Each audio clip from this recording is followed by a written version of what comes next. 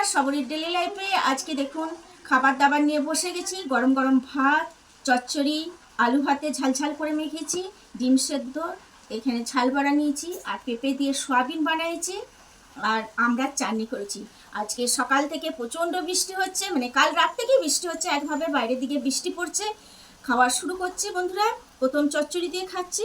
এই চচ্চড়ি খাবারটা খেতে খুব ভালো লাগে, জানেন তো, গরম ভাতের সঙ্গে সত্যি খুব ভালো লাগে। সব সবজি দিয়ে বানিয়ে করে একবার দেখবেন আপনারা, খুবই ভালো লাগে।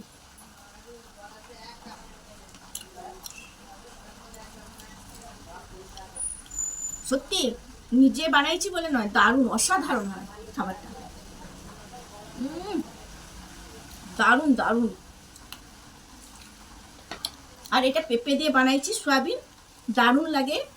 আর সঙ্গে ঝাল বড়া,